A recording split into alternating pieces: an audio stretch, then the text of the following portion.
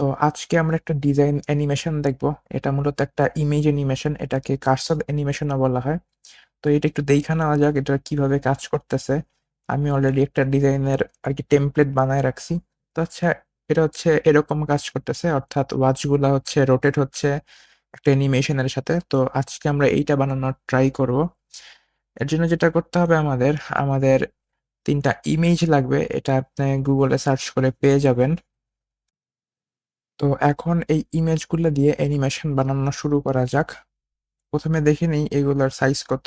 এগুলো সবগুলো আমি ৩০০, ৩০০ বাই ৩০০ করে নিছি। তো আমি একটা ফ্রেম নিবো। সেটা আমি নিতে চাচ্ছি হচ্ছে, যেহেতু ওগুলো ৩০০, তো আমি ৩৫০ নেই। ৩৫০। সো আমি একটা ফ্রেম নিলাম। এখন ফ্রেমটা নেওয়ার পরে কি করতে হবে? এটা এখানে আমি রেখে দিব আপাতত। সবগুলা ইমেজ আমি শিফট প্রেস করে সিলেক্ট করি। দেখা যাচ্ছে এখানের ভিতরের একেকটার স্পেসিং একেক রকম। তো আমি সবগুলাকে 0 করে নিব স্পেসিং। 0 অ্যান্ড এটাকে আমি 0ই করে নিব। এটা সিলেক্ট করে স্পেসিং 0। ওকে।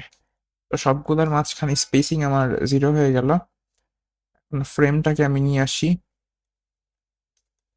এখন শিফট প্রেস করে সবগুলো সিলেক্ট করব। সিলেক্ট করার পরে আমি চেষ্টা করব এই ফ্রেমের ভেতরে নিয়ে আসতে সবগুলোকে।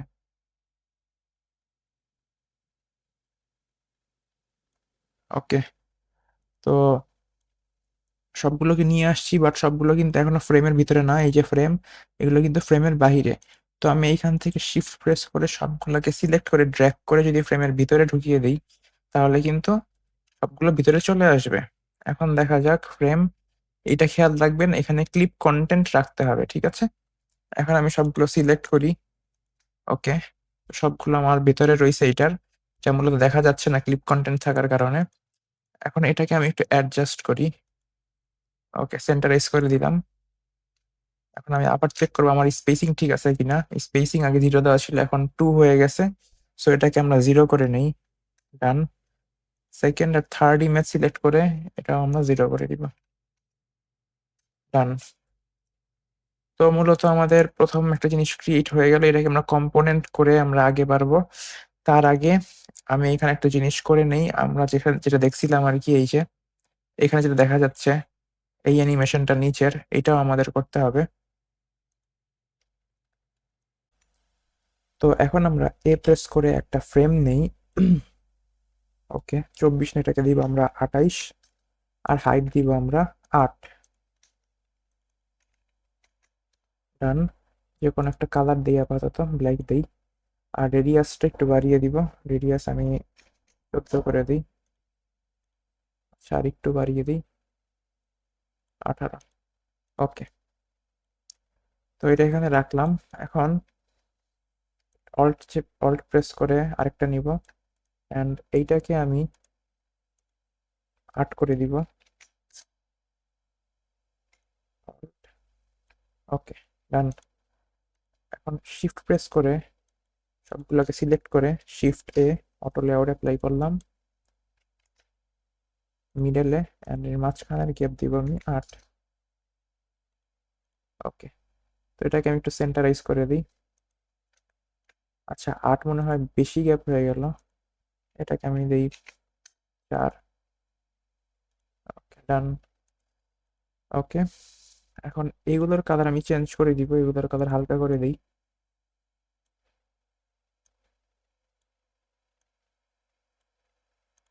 এটার কালারও হালকা করে দিই। ওকে, হয়ে গেছে। এখন এটাকে আমি একটা কম্পোনেন্ট বানিয়ে ফেলি। এটার নাম হয়েছে ফ্রেম 1। এটার একটা ভ্যারিয়েন্ট ক্রিয়েট করব। ভ্যারিয়েন্ট হয়ে গেল। এখন আমি যেটা করবো সেটা হচ্ছে রোটেট অ্যানিমেশন ক্রিয়েট করব। আমার যেটা হচ্ছে ডিফল্ট, প্রথমটা এটা ডিফল্ট নামে পরিচিত। এখানে আমি ডিফল্ট ইজ ইকুয়াল টু 1 থাকুক, সমস্যা নেই। আর এরপরে হচ্ছে ভ্যারিয়েন্ট 2 এইটা। তো এটার মধ্যে আমরা কিছু কাজ করতে হবে। তার আগে আমি একটা রুলার টেনে নিই এদিক থেকে। রুলার টেনে ওকে সেট করে নিলাম। এটা ঠিক একদম বরাবর, ইমেজটা বরাবর। ওকে। এখন আমি এই কম্পোনেন্টের ভিতরের ইমেজগুলোকে সিলেক্ট করব। শিফট প্রেস করে 2 নাম্বারটা 3 নাম্বারটাও সিলেক্ট করব। সিলেক্ট করলাম। এখন আমি শিফট প্রেস করে কিবোর্ডের অ্যারো বাটন আমরা হচ্ছে লেফটেরটা প্রেস করি।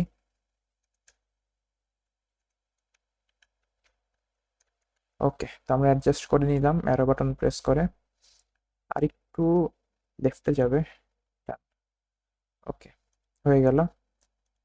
এখন যেটা করতে হবে যে এই অ্যানিমেশনটা চেঞ্জ করতে হবে। এর জন্য আমরা এখানে আসব, এটাকে আমরা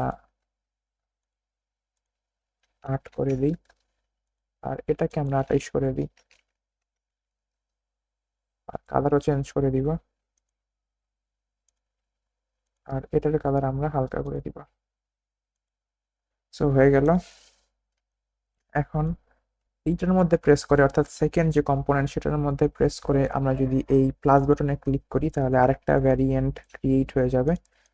এটাতেও আমরা সেম একইভাবে প্রথম, দ্বিতীয় এবং তৃতীয়টা সিলেক্ট করে শিফট প্রেস করে আমরা অ্যারো কিতে ক্লিক করব, অ্যান্ড ব্যাস, ডান, হয়ে গেল। এখন আমরা নিচের এটা চেঞ্জ করে দিই, নিচের এটা চেঞ্জ করে আমরা 8 করে দিব, আর এটাকে আমরা 28 করে দিব। এটার কালার চেঞ্জ করে আমি করে দিব হচ্ছে হালকা কালার, আর এটার কালার চেঞ্জ করে আমি করে দিব ডার্ক ব্ল্যাক। তো হয়ে গেল মূলত। এখানে আরো কিছু অ্যানিমেশন বাকি আছে, যেমন এখানে দেখতে পাচ্ছেন যদি আমি টানি তাহলে কিন্তু একটা অ্যাঙ্গেল হয়ে তারা কিন্তু আসছে, তাই না? আর হালকা একটু ব্লার হয়ে যাচ্ছে, এই যে হালকা একটু ব্লার হয়ে যাচ্ছে, আসছে। তো ওইটা অ্যানিমেশন আমরা ক্রিয়েট করব।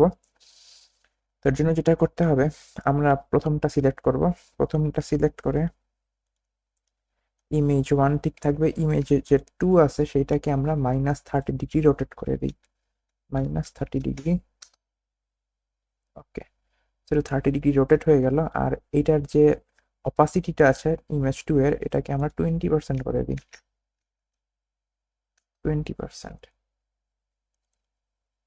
এখন এই ইমেজ যে 1টা আছে সেকেন্ড ভেরিয়েন্টের, এটাকে আমরা 30% রোটেট করে দিই, তাহলে এটা এদিকে রোটেট হয়ে যাবে। আর এটার অপাসিটি আমরা আবার 20% করে দিই। আর এখানে যে 3 নাম্বার ইমেজ আছে এইটাকে আমরা -30% রোটেট করে দিই, -30। আর অপাসিটি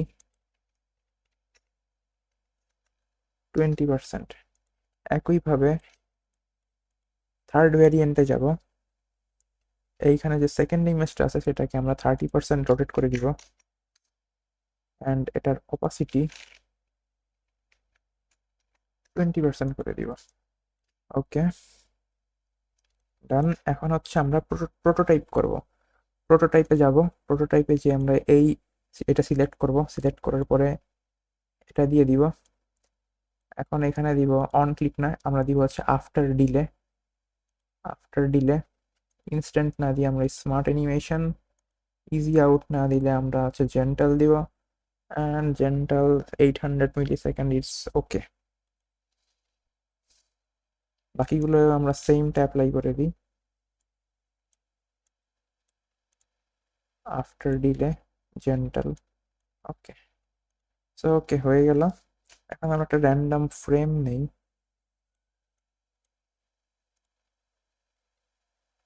আমরা অ্যাসেটস থেকে এটাকে উঠায় নিই।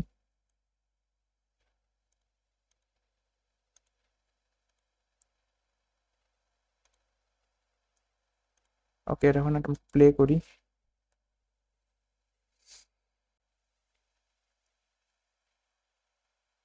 ওকে, সো আমাদের অ্যানিমেশন তৈরি হয়ে গেছে মোটামুটি।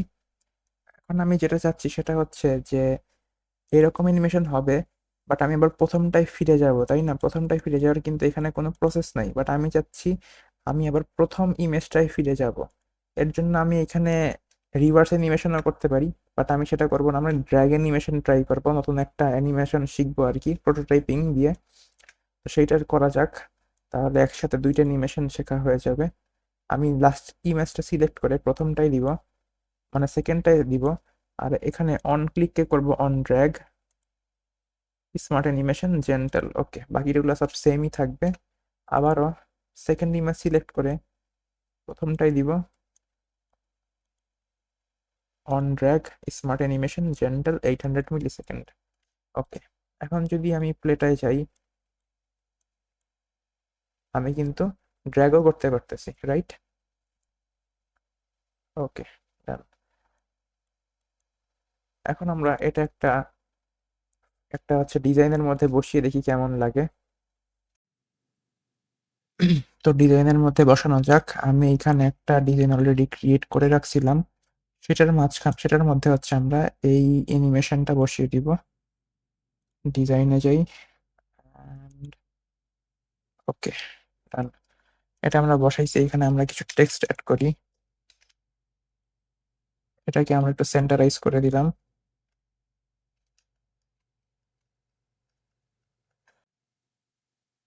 তো বসানো হয়ে গেছে, এখন আমরা একটা বাটন ক্রিয়েট করতে পারি এখানে চাইলে। তো text button, by now, by now, shift এ প্রেস করি, অ্যান্ড প্যাডিং 10। আর আচ্ছা, এটার প্যাডিং 10 থাক, এটার প্যাডিং 18 করে দিই। কর্নার দিয়ে দিই 12, একটা ফিল দিয়ে দিই, অ্যান্ড ভিতরে যে টেক্সট কালার এটা হোয়াইট করে দিই একটু। সো অল সেট, সেন্টারাইজ করে নিলাম। ওকে, ডান। এখন যদি এটাকে আমরা প্লে করি, ওকে, সো এটা এমন দেখাচ্ছে।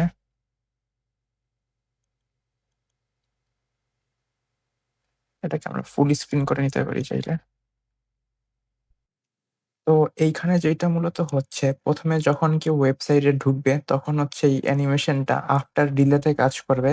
অর্থাৎ একটা নির্দিষ্ট সময় পর, পর এটা হচ্ছে রাইট টু লেফটে অটোমেটিক সোয়াইপ হবে।